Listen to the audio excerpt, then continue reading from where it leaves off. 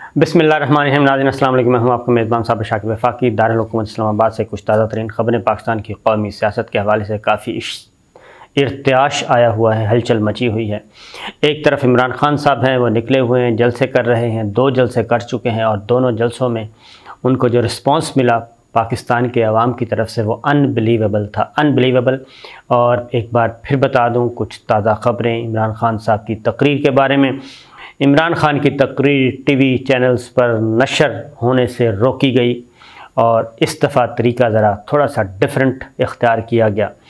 और चूँकि मैं ARY में ARY से वाबस्ता हूँ, काम करता हूँ और मुझे भी बहुत सारे फ़ोन आए मुख्तलिफ़ शहरों से और वो तरीका था कि जी केबल ऑपरेटर्स के ज़रिए ARY की नशरियात जो है वो जैम करवा दी जाएँ और नंबर्स तब्दील कर दिए गए। एक तो ये काम था। दूसरा ये कि टीवी चैनल्स, जो बाकी टीवी चैनल्स है, इलेक्ट्रॉनिक मीडिया था, उन्होंने जलसे की कवरेज जिस हद तक मुमकिन थी उन्होंने कम की, सिवाय ARY और 1-2 टीवी चैनल्स के उन्होंने। लेकिन जब इमरान खान आए तो इमरान खान की तकरीर को कोई भी इग्नोर नहीं कर सका। तो दोनों तरह के चल रहे हैं कि किस तरीके से इमरान खान की आवाज़ को दबाया जाए, उनको रोका जाए और जो मुल्क के तूलो अर्ज़ में फैल रही है उनका पैगाम, उनका मैसेज बड़ा ही सॉफ्ट स्पोकन, नरम गरम गुफ्तगू, ना कोई गाली, ना कोई गालम गलोच है, ना किसी को तानो तशनी है। खामोशी से वो अपनी बात जो है वो आहिस्ता आहिस्ता सलीके से बयान करते जा रहे हैं। मेमो के बारे में बता रहे हैं कि मेमो एक हकीकत है, इसको तब्दील करने की कोशिश मत करना, इसमें और भी बहुत कुछ है। और इशारे कनायतन सारी बातें करते करते आगे बढ़ते जा रहे हैं।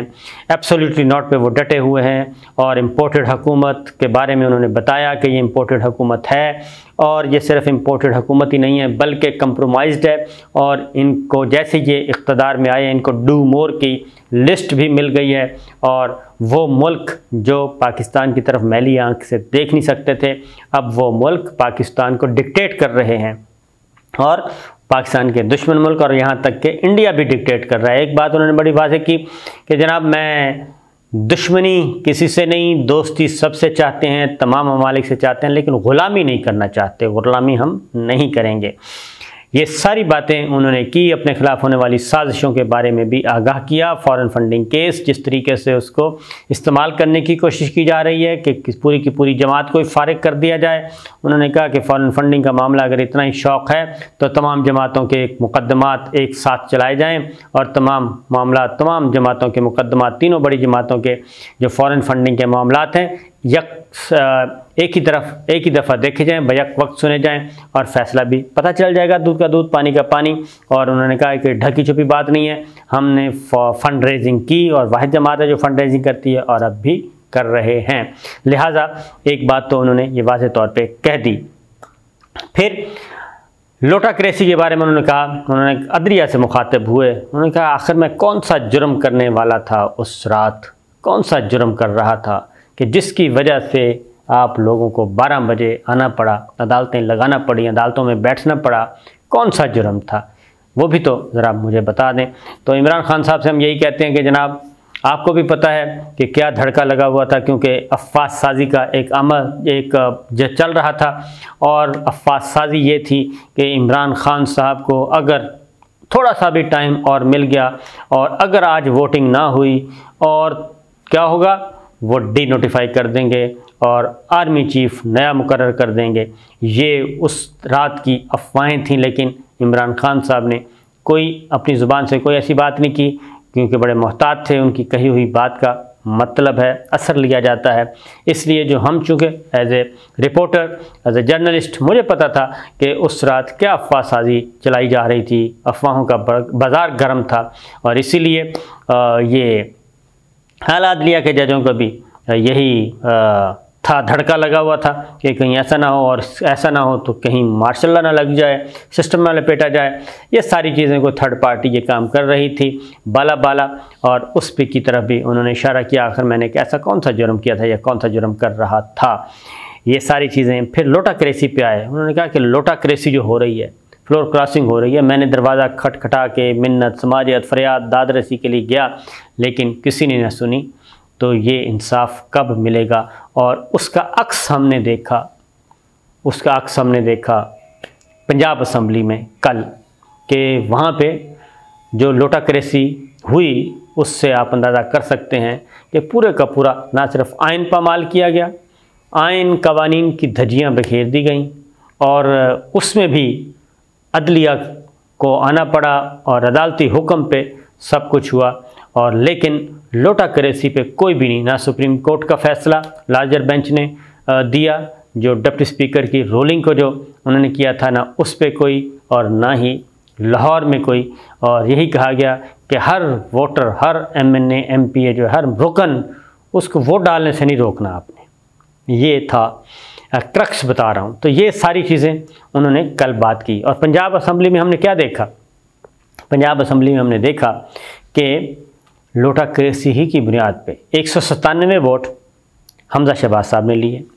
अब 197 वोट 183 तो सीधे सीधे PTI के हैं और 10 अरकान हैं आपके पाकिस्तान मुस्लिम लीग काफ के। 193 वोट तो यही हैं, कन्फर्म पैक्ट जो हैं वो हैं 193 वोट तो इन दो जमातों के थे, बाकी आज़ाद और छोटे मोटे छोड़ दें।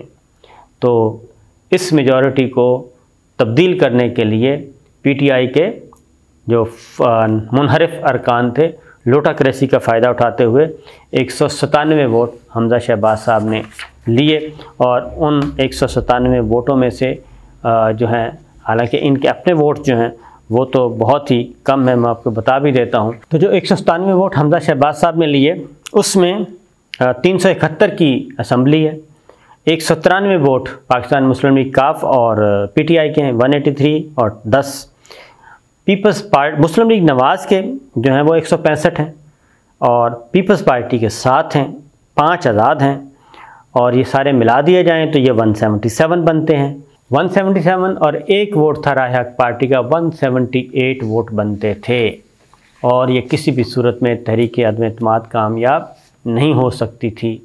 178 वोट टोटल और वोट लिए उन्होंने 197 और चाहिए थे 186। इसका मतलब ये हुआ कि 8 जो वोट हैं वो लोटाक्रेसी की बुनियाद पे लिए गए और इसीलिए वहाँ पे लड़ाई हुई। और वजह ये थी कि लोटों को वोट डालने का माहौल बनाना था हर सूरत में और वहाँ पे पहले लड़ाई हुई, पहले डिप्टी स्पीकर पे लोटे फेंके गए और उसके बाद परवेज़ इलाही साहब जो कि CM के उम्मीदवार थे, स्पीकर भी हैं, सिटिंग CM स्पीकर हैं, उन पे तशद्दुद किया गया, उनके सेक्रेटरी पे तशद्दुद किया गया, MPS को गिरफ़्तार किया गया, पुलिस अंदर मौजूद थी, पुलिस ने जो कुछ किया। और पुलिस भी कौन सी थी? इंसदाद दहशतगर्दी की और इंसदाद ये बलवा जो बल्बों को रोकने के लिए जाती है वो मौजूद थी। और ये सारा कुछ जिनको कहते हैं एंटी राइट्स फोर्स ARF वो मौजूद थे और वो सारे के सारे ऐवान में फिर रहे थे। MPS को उठाया जा रहा था, गिरफ़्तार किया जा रहा था, पर्चे किए जा रहे थे। IG साहब ख़ुद बनफ़्स नफ़ीस वहाँ पहुँचे हुए थे। तो ये सारे का सारा ऐसे लग रहा था जैसे किसी ट्रेड यूनियन का ये इलेक्शन हो रहा है, किसी सबसे बड़े सूबे की असम्बली का इलेक्शन नहीं है, वज़ीर आला का इलेक्शन नहीं है, बल्कि ये ट्रेड यूनियन का। और ट्रेड यूनियन भी कौन सी?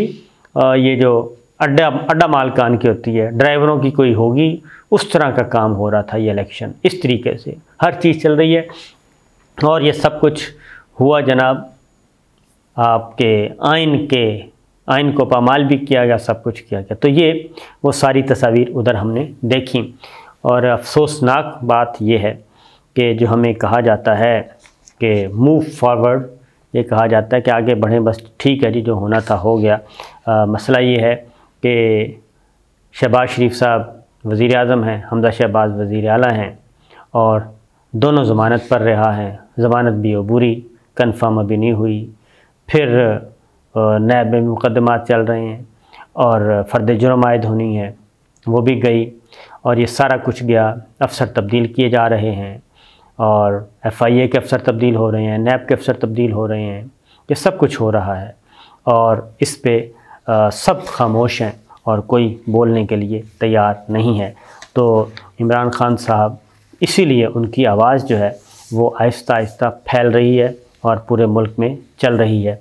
अब उनकी पेटिशन लगाई गई है सुप्रीम कोर्ट में, समाअत के लिए मुकर्रर हुई है, जो उन्होंने मुनहरिफ अरकान की ताहियात ना अहली के लिए वो गए हैं, और उसके लिए अब larger bench chief justice उमरता Bandial साहब, जस्टिस एजाजुल एहसन साहब, जस्टिस मज़हर आलम साहब, जस्टिस मुनीब अख्तर साहब और जस्टिस जमाल खान मंदोखिल साहब, ये लार्जर बेंच है। अब ये मुकदमे की समाअत करेगा दिन 1 बजे मंडे को। तो ये है वो मामला कि जो काम पहले था वो अब हो रहा है। और मुनहरिफ अरकान के अब अगली बात ये भी है कि सिर्फ ये नहीं है, बल्कि यही इसलिए तो कहे थे मुनहरिफ अरकान को ये वोट डालने से रोका जाए, उनका वोट ही ना कास्ट किया जाए। जब आपको पता है कि ये लोटा जुर्म करने जा रहा है तो उसको जुर्म होने से पहले रोकना चाहिए। जब पता चल जाए कि मुजरिम कत्ल की नीयत से जा रहा है तो उसको रोकना चाहिए। तो लेकिन कानूनी मुशगाफियाँ अपनी जगह, तो ये अब मामला आहिस्ता आहिस्ता खुल रहा है। तो चौधरी परवेज़ इलाही साहब भी अदालत से रुजू कर रहे हैं और उनको अब देखना है कि मिलता है या नहीं इंसाफ, ये एक पता चल जाएगा।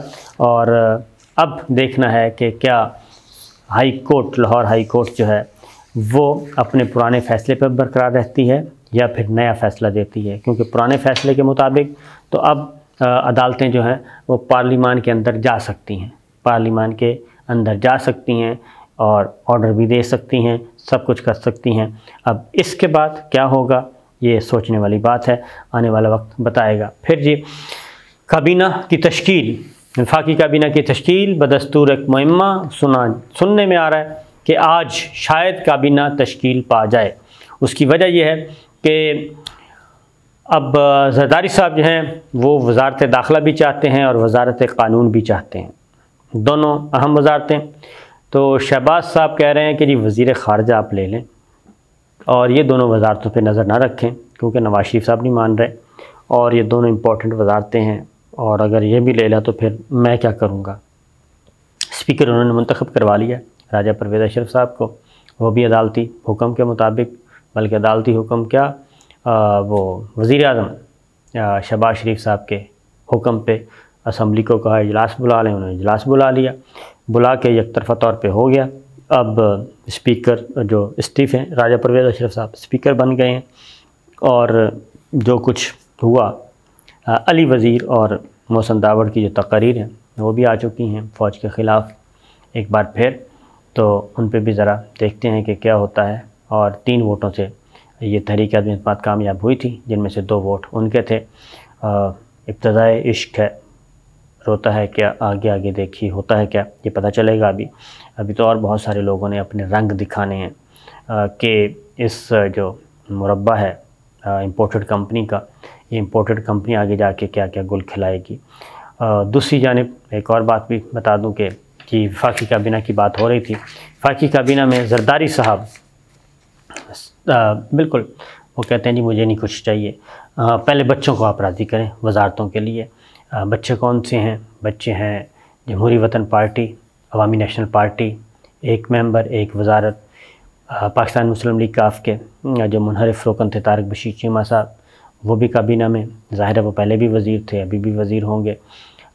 फिर ज़रदारी साहब कहते हैं MQM को मुतमिन करें, बलूचिस्तान अवामी पार्टी को, BNP बेंगल को, इन सारी जमातों को, आज़ाद अरकान भूटानी साहब सबको करें, इनको वज़ारतें दें। और फिर उसके बाद मैं आऊँगा। लेकिन ज़रदारी साहब जो हैं वो समझदार आदमी हैं, वो ये ना करते करते वो पूरी जो वो कहते हैं ना मलाई, वो मलाई सारी खा लेंगे और शहबाज शरीफ साहब को सिर्फ वज़ारत उज़्मा तक महदूद रखा जाएगा, वो ये चाहते हैं। और दूसरा ये कि अगर किसी वक्त या तो गवर्नमेंट, क्योंकि चंद वज़ारतें होती हैं जिससे गवर्नमेंट कंट्रोल की जाती है, तो वो जो चंद वज़ारतें हैं अगर वो चली जाती हैं पीपल्स पार्टी के पास, तो ज़ाहिर है फिर शहबाज शरीफ साहब क्या करेंगे उधर, और वो कैसे हुक्म चलाएंगे। वज़ारत दाखिला के नीचे कौन आता है? वज़ारत दाखिला के नीचे FIA आता है, और वहाँ पे मनी लॉन्ड्रिंग और ये सारे मुकदमात हैं। और फिर वज़ारत कानून है, वज़ारत कानून ने भी लेजिस्लेशन, नैब, ये सब कुछ उधर होता है। प्रोसिक्यूशन सारी उधर से होती है, प्रोसिक्यूटर्स वो मुंतखब करते हैं, वहाँ पे मसला होगा, फिर अटॉर्नी जनरल पे आगे मसला बनेगा। तो आइनी जो पोस्टें हैं वो शहजादी साहब काबू करना चाहते हैं और बाकी वजारतें अभी तक वो बाहर बैठे हैं। लेकिन इत्तला ये है कि आज हर सूरत में काबीना जो है वो ऐसी जैसी तैसी जो भी है वो आ जाएगी काबीना, और उसमें 30 रुकनी काबीना जो है वो 30 से 32 वज़रा होंगे। 13 पाकिस्तान मुस्लिम लीग नवाज़ के, 10 पीपल्स पार्टी के, JUI के 3 होंगे। ये आज शाम कहते हैं जी के हल्फ उठा लिया जाएगा। देखते हैं, अगर पीपल्स पार्टी मान गई तब भी, अगर ना मानी तब भी काबीना तो आनी है, क्योंकि आगे बजट तैयार करना है।